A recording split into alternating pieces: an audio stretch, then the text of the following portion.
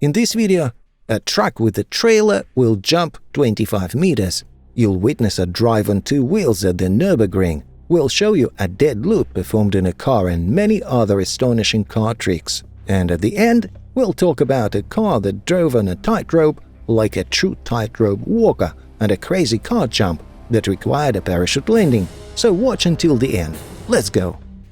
In 2014, a new world record for long-distance jumps was set with a truck. The Renault truck of the Lotus team, which transports equipment for Formula 1, jumped off a ramp and covered a distance of 25 meters. Behind the wheel of the truck was the renowned stuntman Mike Ryan, who previously performed car stunts in the movie Terminator 2. He was the mastermind behind the spectacle, observed by Guinness World Records experts. However, it's not just the fact of the flight that makes this stunt incredible. Of course, leaping with a truck requires immense bravery. But in addition, Mike Ryan allowed a racing car to pass beneath the airborne truck he was driving. In the supercar was the Russian stuntman Martin Ivanov, known for his stunts in James Bond and Jason Bourne movies. The Lotus team partnered with the American company EMC, which provides IT services to the racing team. The company helped calculate the optimal speed and angle of entry for the ramp. Additionally, the truck was specially modified for this ramp. The cabin, driver's seat and suspension were reinforced, and the connection between the trailer and the truck was designed to prevent the combination from breaking in half. The truck accelerated to 113 km per hour or 70 miles per hour, precisely hit the ramp and covered a record-breaking distance of 25.48 meters. This was sufficient for the Formula 1 Lotus to pass underneath. None of the stuntmen or organizers were injured. Only the truck's bumper and suspension sustained minor damage upon landing. The Nürburgring Nordschleife is a grand racetrack in Germany beloved by speed enthusiasts. The track measures 20.8 kilometers in length. Sharp turns and hilly sections make this track extremely challenging and demanding for racers.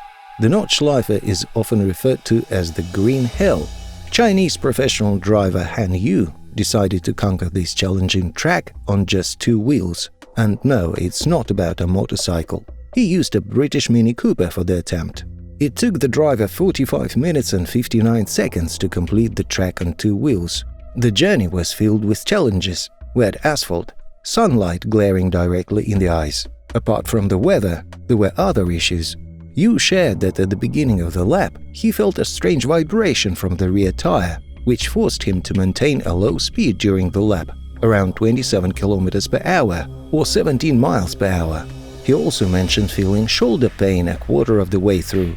Nürburgring's director Mirko Markford shared his thoughts on this world record achievement. "We're very proud that Han Yu chose the Nordschleife for this challenge, one of the most difficult and complex racetracks in the world."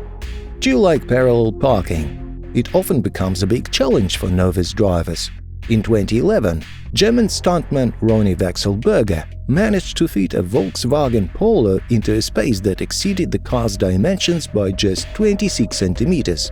Back then, it seemed like an all-time record, but soon Chinese driver Zheng Dazong reduced this margin to 24 centimeters, and Italian Patrick Folco proved that a skilled driver only needs the parking space to be 22 centimeters longer than the car.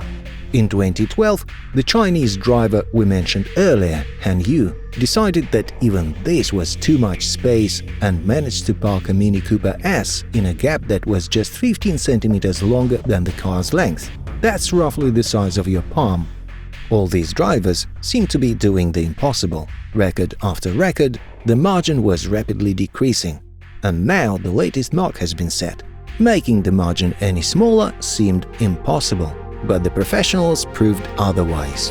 In July 2013, British driver Alistair Moffat parked a car in a space just 8.6 centimeters longer than the car itself. But Han Yu wouldn't let it rest there. He reduced the margin to 8 centimeters.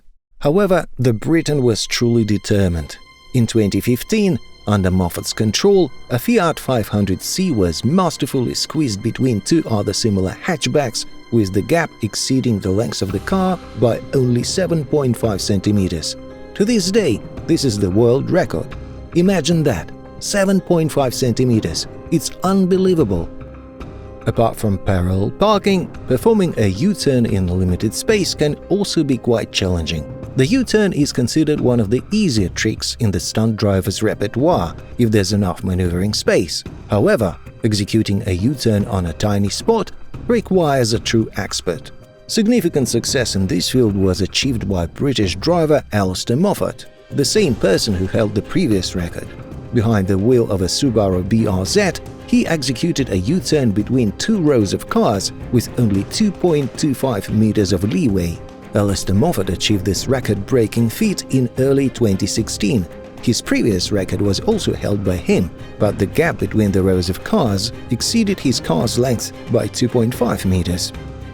For those who've experienced roller coasters with elements where the carriage completes a full 360-degree loop, it's undeniable that the dead loop is an exhilarating attraction that can deliver intense emotions and an adrenaline rush.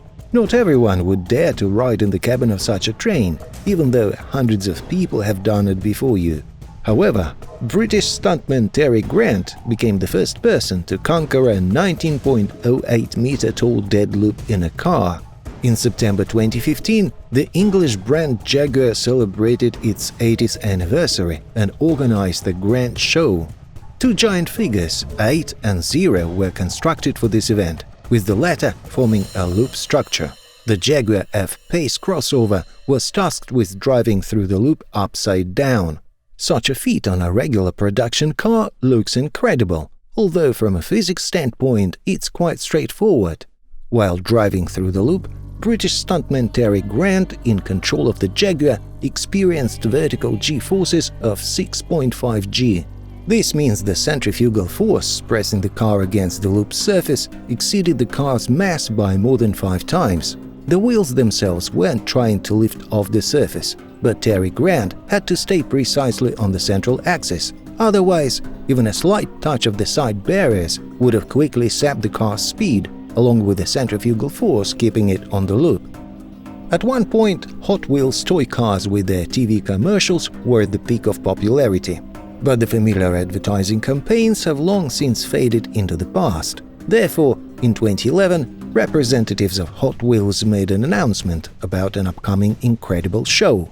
At the Indianapolis 500 race, they constructed a track that precisely replicated the orange toy track.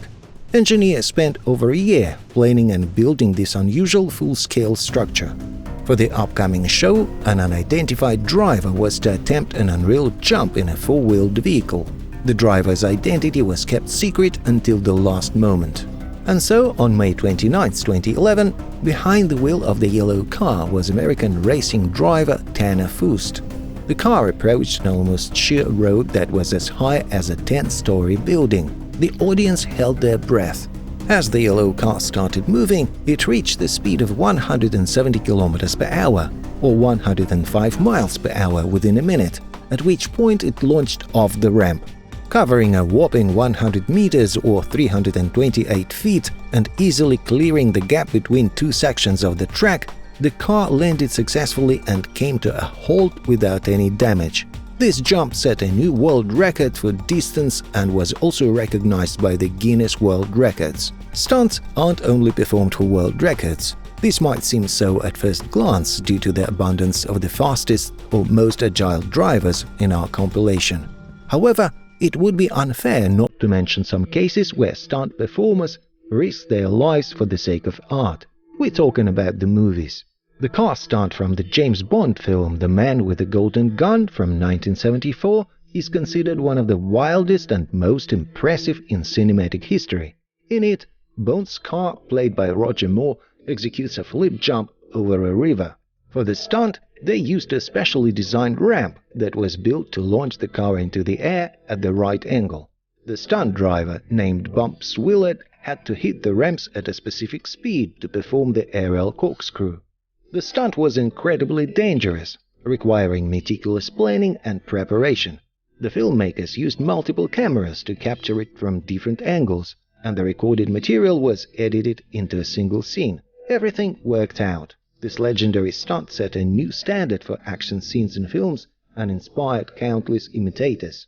For example, Adrian Cheney, who did something similar with his car at the Wildman's competition. He performed a jump off a ramp and, in mid-air, the car executed a 360-degree spin, landing perfectly on its wheels. Drifting is a driving technique in which the rear wheels lose traction with the road, causing the car to slide sideways. The driver skillfully controls this state by adjusting the angle of the slide and the direction of movement. The record for the longest drift belongs to German racer Harald Müller. In July 2014, he drove onto a circular asphalt surface in the Turkish city of Samsun and initiated a deep drift in a Toyota GT86 coupe. The slide continued round after round. The car only came to a stop after 2 hours, 21 minutes and 58 seconds, covering a continuous drift distance of 144.126 kilometers or 89.6 miles. While attempts at the longest drifts are made with stock or nearly stock cars, a different kind of machine is needed for the fastest drift. The most recent record was set in April 2016 using a specially prepared Nissan GT-R Nismo with its horsepower boosted from 600 to 1500. Behind the wheel was Japanese drift champion Masato Kawabata, who managed to initiate a controlled drift at a speed of 304.96 km per hour or 189.4 miles per hour. The drift angle reached 30 degrees.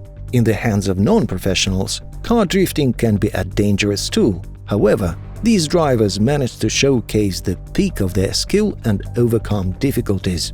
In 2008, stunt performer Liu Xiaoju, known in China as the Car King, pulled off a truly unique stunt. He drove 230 meters or 754 feet over the Milo River in the city of Pinxiang on 2 stretched steel cables. The height at which these cables were strung, 45 meters or 148 feet, made this stunt particularly exhilarating and risky. Driving a car on cables demands incredible concentration, balance and skill. Liu Xiaoju had to precisely control the car's speed, steering and balance to successfully navigate this incredibly complex route. Additionally, he maintained constant communication with the stunt organizers through radio during the journey. This allowed for coordination and awareness of any changes or problems, monitoring the situation both from inside and outside the vehicle. The final moments of the stunt were the most challenging for Liu Xiaoju due to the steep slope and limited visibility. The driver had to make several forced stops towards the end of the route to assess the situation and prepare for further maneuvers. Such stunts carry significant risks, and stunt performers subject themselves to immense danger.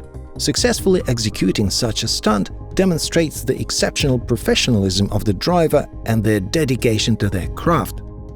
We've already covered the longest and highest jumps here, but what if the landing isn't planned on the neighboring ramp, but in a river? Kenny Powers, a renowned race and stunt performer, embarked on a crazy adventure in 1979. He was set to jump over St. Lawrence River in a rocket-powered Lincoln Continental.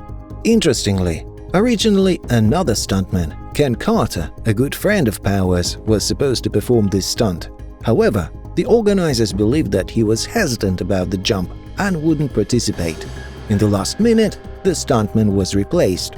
The height of the ramp from which Kenny was to jump was so significant that the fall into the water could be likened to a 10-story building falling to the ground. Car collision.